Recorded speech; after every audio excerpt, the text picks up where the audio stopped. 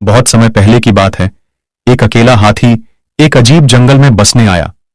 यह जंगल उसके लिए नया था और वह दोस्त बनाने के लिए देख रहा था। वो सबसे पहले एक बंदर से संपर्क किया और कहा, नमस्ते बंदर भैया, क्या आप मेरे दोस्त बनना चाहेंगे? बंदर ने कहा, तुम मेरी तरह झूल नहीं सकते, क्योंकि तुम बहुत बड़े हो, इसलिए मैं तुम्हारा दोस्त नहीं बन सकता।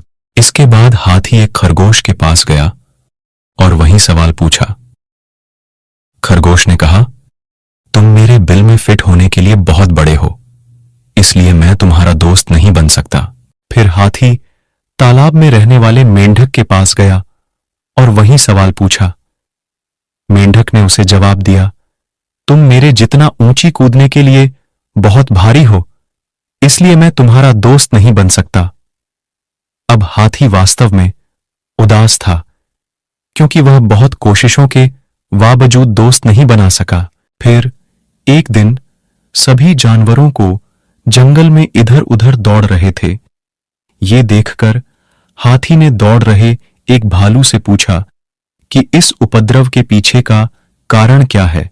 भालू ने कहा, जंगल का शेर शिकार पर निकला है, वे खुद को उससे बचाने के लिए भाग रहे हैं।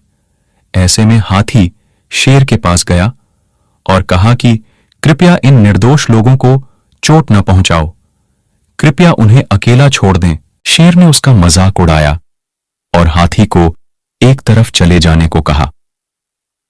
तभी हाथी को गुस्सा आ गया और उसने शेर को उसकी सारी ताकत लगाकर धक्का दे दिया, जिससे वह घायल हो गया और वहां से भाग खड़ा हुआ। अब बाकी सभी जानवर धीरे धीरे बाहर आ गए और शेर की हार को लेकर आनंदित होने लगे। वे हाथी के पास गए और उससे कहा, तुम्हारा आकार एकदम सही है हमारा दोस्त बनने के लिए। 6 नाम की लड़कियां बहुत भोली होती हैं। लोग इन्हें गाय कहकर पुकारते हैं, क्योंकि इनका स्वभाव ही ऐसा होता है।